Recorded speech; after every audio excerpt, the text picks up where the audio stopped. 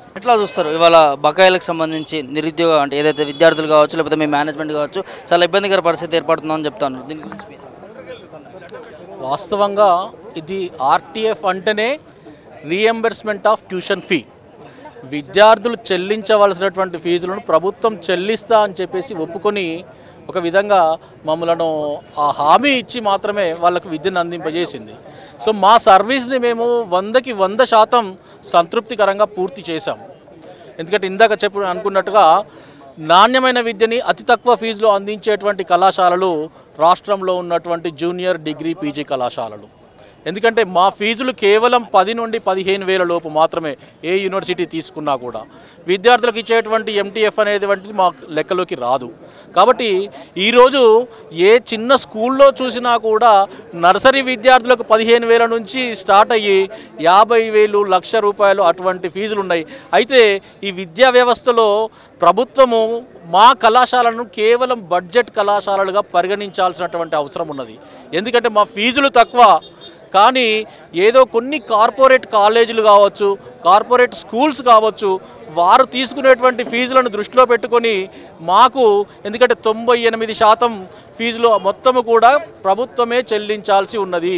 ఏ విద్యార్థి కూడా కళాశాలలో ఫీజులు కట్టేవాళ్ళు లేరు.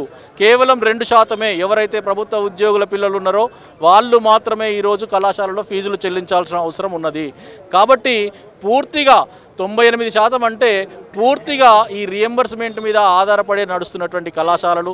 సో ప్రతి ఒక్క మేనేజ్మెంట్ ఎవరు కూడా కోట్ల కొద్దీ డబ్బు ఉండి పెట్టిన వాళ్ళు లేరు. ఇక్కడ అందరూ కూడా పేద మధ్యతరగతి కరస్పాండెంట్లు అందరూ యాజమాన్యాలు ఒక 4, 5 కావచ్చు, 2 కావచ్చు, 10 మంది పార్ట్నర్లుగా ఉన్నటువంటి డైరెక్టర్లుగా ఉన్నటువంటి కళాశాలలు ఉన్నాయి.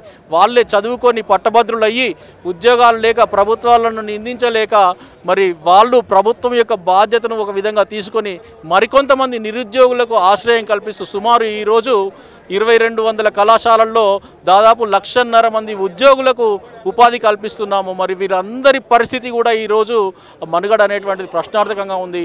అందరూ రోడ్డు మీదకి వచ్చేటువంటి అవకాశం ఉన్నది. కాబట్టి ప్రభుత్వం వెంటనే స్పందించి ఈ బకాయిలను వెంటనే చెల్లించాలని చెప్పేసి విజ్ఞప్తి చేస్తున్నాం. రాష్ట్ర ప్రభుత్వం ఒకవైపు ప్రజావాణి అని చెప్పి ప్రజలకు సంబంధించిన సమస్యలు ఏమైనా ఉంటే అర్జించుకోవచ్చు అని చెప్పింది.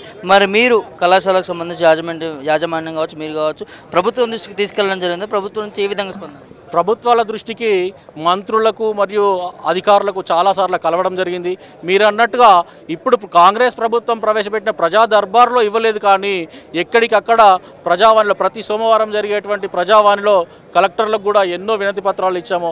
ఆ వినతి పత్రాలు అన్నీ కూడా సీఎం గారి వద్దకు చేరి ఉంటాయని చెప్పేసి భావిస్తున్నాము. ఒక విధంగా ప్రభుత్వానికి ఈ రోజు ఉన్నటువంటి పరిస్థితి తెలియదా అనేటువంటి సందేహమే లేదు. వారికి క్షుణ్ణంగా తెలుసు. ఇంకొక విషయం ఏంటంటే మొన్నటి వరకు ఉన్నటువంటి ప్రభుత్వంలో మాకు ఉన్నటువంటి ఇబ్బందులను గమనించి ఇదే కాంగ్రెస్ ప్రభుత్వం నాయకులు మేము చేసినటువంటి ఆందోళనలకి మద్దతు ఇచ్చి వారు కూడా సకాలంలో చెల్లిస్తామని చెప్పేసి వారు ఇదివరకు చెల్లించాలని చెప్పేసి గత ప్రభుత్వంలో వారు కూడా మాతో కలిసి ఆందోళనలో పాల్గొన్నవారే. అదేవిధంగా వారి మేనిఫెస్టోలో కూడా మనకు సరైన సమయంలో చెల్లిస్తామని చెప్పేసి పొందుపరిచిన వారే. కాబట్టి కాంగ్రెస్ నాయకులందరికీ ప్రభుత్వ ప్రతినిధులందరికీ కూడా ఈ విషయం పట్ల పూర్తి అవగాహన ఉన్నది. కేవలం మరి వారు ఎక్కడ మా ప్రాధాన్యత క్రమాన్ని తగ్గిస్తున్నారనేటువంటిది మాకు అర్థం కాని సిచ్యువేషన్లో మేము ఉన్నాం. అంటే మరి ఇప్పుడు ఈ వేదిక నుంచి ప్రభుత్వాన్ని మీరు ఏం అడగదలుచుకున్నారు? మీ డిమాండ్స్ అంటూ వేరే ఏం లేవు.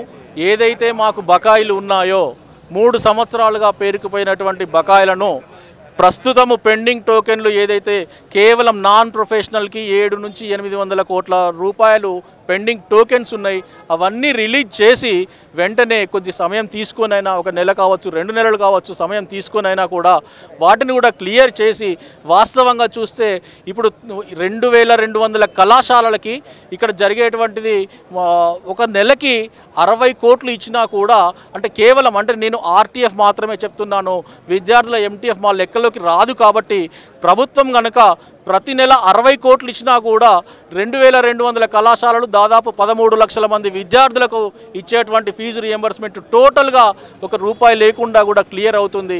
ఆ విధానాన్ని ప్రభుత్వం అవలంబిస్తే బాగుంటుందని చెప్పేసి కోరుతున్నాం.